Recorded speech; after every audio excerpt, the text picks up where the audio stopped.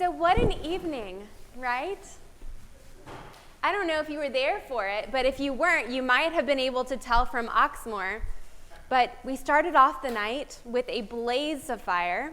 I don't know, it was not quite there at the beginning, but I just threw some more nail polish remover on it, and let me tell you, that did it. So yeah, a little bit of drama there. And then after that, all the candles lit, we processed into the great hall, and we heard some incredible things. We heard some incredible stories. I don't know about you, but I mean, who wasn't tingling a little bit when we walked through the choir as they were singing? All the candlelight, and then we went out onto the patio, and oh my gosh, seeing those young people get baptized, and of course that tiny baby, which if you haven't seen that baby, oh my gosh, those rolls. Whew, that is the cutest baby. So anyway, what an incredible night. There have been so many things already told to us, minus the readings that we did just by going and seeing and smelling and feeling. I think this is perhaps the most dramatic service that we offer in our entire Episcopal tradition. There are a few in Holy Week that are pretty incredible, but this one, man, there's nothing like this one. And you just cannot rush the kind of drama that we engage in here tonight. This evening, we see with our eyes the new light of Christ. Sometimes we smell incense, or if you were close enough tonight to those being baptized, you could smell the oil. You could smell even, I hope not, the singed eyebrows of some of us that were standing too close to the new fire. You could smell the new flowers that were up by the baptism, of course, up here. You could hear the lively music, the sounds rising up out of a dark, unified voice proclaiming extraordinary news. We taste the sweet wine in our mouths in just a moment, claiming Christ's death and resurrection, reminding us that we are Christ's many members in a unified Christian community. And then there's what we feel. I definitely felt the fire. I know Brad did because he was sweating. Maybe because he was nervous that it was going to explode. But nonetheless, I felt the heat from the new fire. I felt the water from the baptisms, the water as we renewed our baptismal vows. And perhaps so much more was felt. Perhaps we felt something beyond what is tactile. Something like wonder or hope, maybe some confusion, or maybe something that we can't even name. And maybe it's the kind of thing that shouldn't even be named. It transcends the kind of things that we can name and is a mystery that we are moving through and that moves through us. So in all of this drama, there's one thing that stands out to me, and it's a particular, I could say, custom that I've taken on in the last 9 or 10 years, and it all revolves around, perhaps I think, one of the most dramatic, incredible entertainers that is alive now. And let's see if I can get this in here, just so. And her name is Dolly Parton. Perhaps some of y'all have heard of her in her incredible movies or music. But I think when we think of Dolly Parton, at least a lot of you, it's synonymous with big hair, sequins, rhinestones, clothes, her fantastic makeup.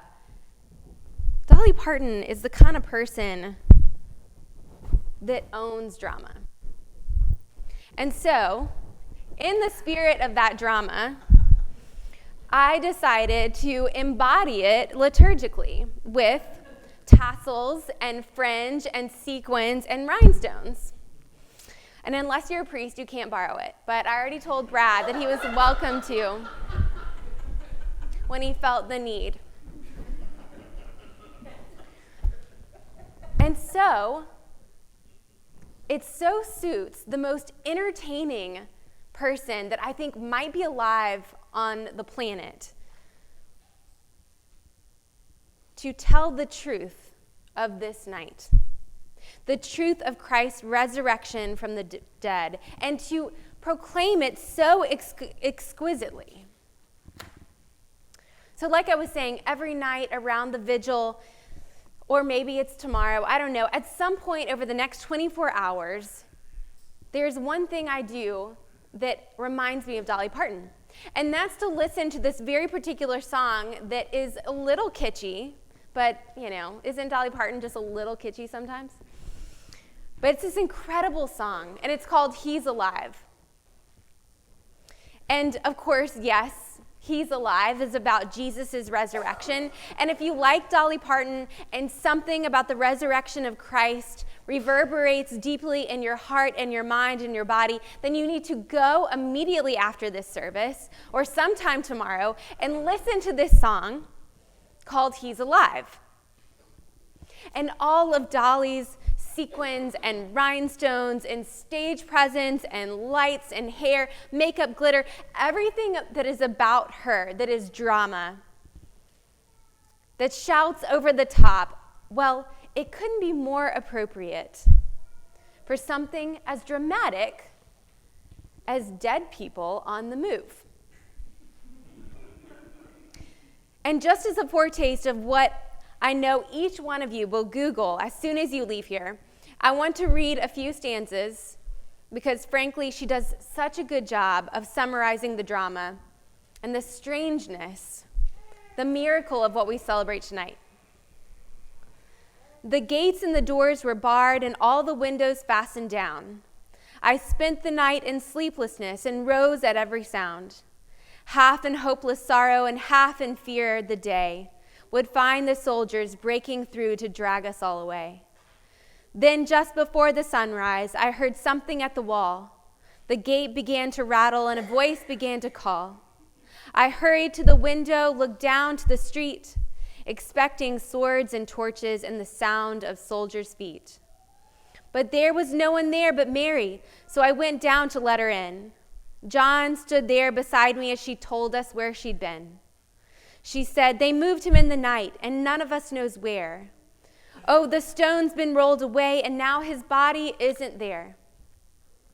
So we both ran toward the garden, then John ran on ahead. We found the stone and the empty tomb just the way that Mary said. But the winding sheet they wrapped him in, it was just an empty shell. And how or where they'd taken him, it was more than I could tell. Perhaps something strange had happened there, just what I did not know. John believed a miracle, but I just turned to go. Circumstance and speculation couldn't lift me very high, 'cause I'd seen them crucify him, and then I saw him die. So think about Dolly Parton and everything you know about her, and think about this is just the beginning of this song. So please go home, listen to it. Do yourselves a favor. And for this evening, that is kind of the lingering hope on the other side of what this song implies. Like what's happened? The tomb has been rolled away. Jesus isn't there. And Jesus' body is perhaps been raised. And then you have these women of great courage, Mary Magdalene, Mary, the mother of James, and Salome, and they make this discovery, and they hear that Jesus is raised, and he's even going on to Galilee. And the drama of this holy story is actually fundamental to our story. As individuals, as communities, we are the living dead, raw from the experience of sin, like bone on bone raw. And when we participate in new life, We are just like Jesus, dead people on the move. Y'all, that is some really good news. Because just as we slip down into the darkness of sin and death, we come up, just like we saw out there in just a few minutes ago, out of the waters of baptism with newness of life. I mean, can you picture Dolly singing about this? You don't have to. One more time, just Google it. Darkness, death, and the dull consistency of sin be gone. We don't live there anymore. Just as Christ ascended to the dead and rose again, we are joined with him and risen to new life. In baptism, we proclaim this drama, not just once like we just witnessed, but over and over and over again. We come alive in a new way, just as Christ rose. We come away something different after we take those baptismal vows. Whether we take it as adults to affirm Christ's victory over sin and death, or as little children, as babies to stand on the shoulders of the faith of others, Christ's victory punctuates our lives. We live this drama out. Week after week, day after day, we die to sin, and remembering our baptismal vows, we once again followed the path of Jesus, listening for the Spirit, persevering day after day when we actually do sin. And then we return back to the Lord. Our dying, our going under the waters of baptism, it doesn't end on the day we were baptized. But it keeps going. We keep at it all the time, dying and then rising. Dying and then rising again and again, dying to sin and rising to new life. We'll do it again next week and the week after. And we're only able to participate in this new way of life, these little dramas, through the changes that we celebrate tonight, as we proclaim one story that changes all of our stories through God's grace. Over and over, we live into Christ's death and resurrection. And unlike Christ, we haven't lived a perfect life. But each minute anew, we are invited to live into what is, for us, a cyclical drama of renewal. Today, we celebrate the greatest drama to date in the history of creation. And we celebrate God's offer to throw on some tassels, a few rhinestones here and there, do our hair up right, and claim our own part in that God has set apart for each one of us, our own new life in a wonderful, marvelous story that is that of the risen Christ.